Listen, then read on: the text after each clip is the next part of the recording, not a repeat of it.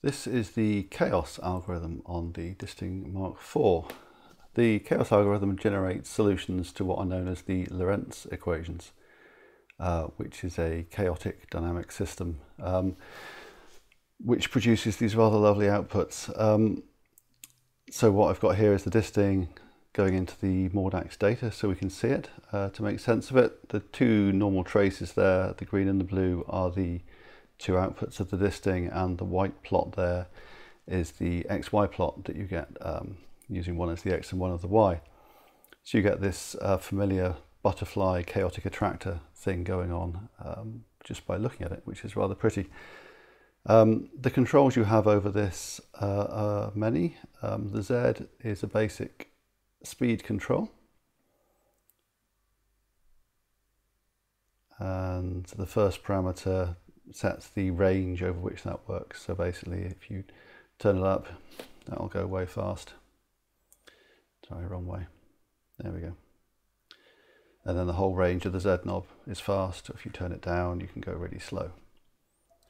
And then we need to make that a bit slower so we can actually see it. There we go. So that's basically, you can see it drawing stuff almost in real time there. So let's put it back to our normal value so we can see the shapes just for a moment.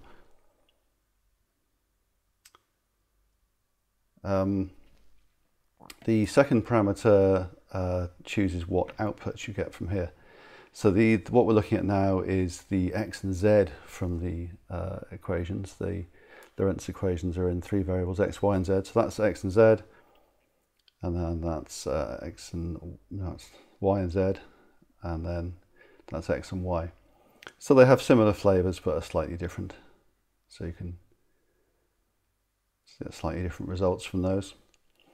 And then if you keep exploring the inputs options, basically there's variations that pass one or other of the two outputs through a comparator to turn it into a gate.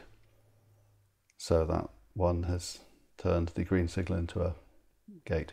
So you can use this to get kind of chaotic gate signals as well as chaotic CVs.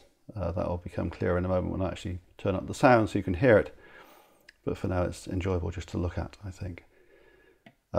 There's separate attenuverters and offsets for the two outputs. So scale, turn it up and down basically. And then the other one, turn it down, invert it. And then offset, and so on. The X and Y inputs influence two of the parameters of the dynamic system of equations in a not entirely predictable way, but it's useful to be able to vary it. So I've got a source of constant voltage I can feed into here. So if I just fiddle with that, you can see in this particular case it's making them bigger and changing the shape on that X input. If I put it into Y instead, there, once you get above a certain point, it tends to just spin down into one particular side and stay there until you go back again. So this gives you all different ways of influencing the exact chaos that you're going to get. So in terms of what this sounds like, I have one of the outputs going into a low pass gate here. Let me just turn that up. So we've just got this CV giving a filter cutoff.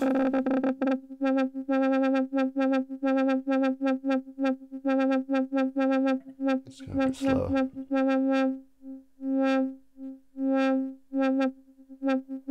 So it's kind of like an LFO, but it's not repeating. So it's a nice, sort of nice chaotic random variation. Just go really slow.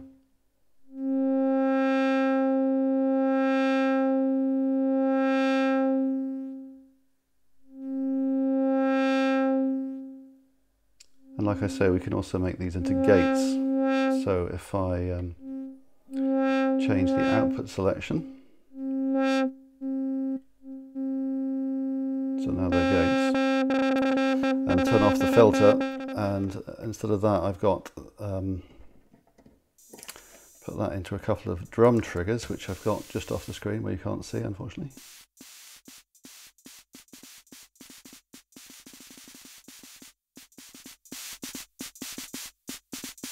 So there I've got a hi-hat and a snare from the old Drum Doctor module being triggered. And then by messing about with the offsets on these, because it's a comparator generating that signal when the chaotic signal goes above 0 volts, it's generating that gate. So if you turn the scale down, you can kind of get sparser gates, which is kind of an interesting control.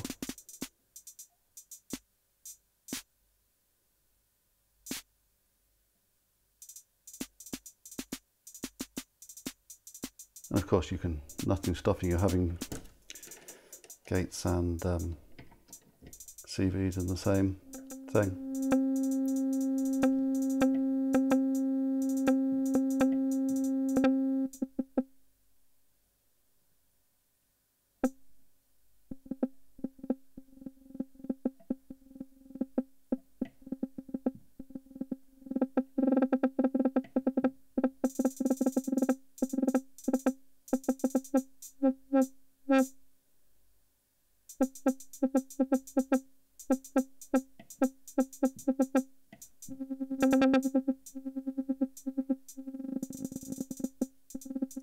Anyway, so there you have chaos on the disting mk4.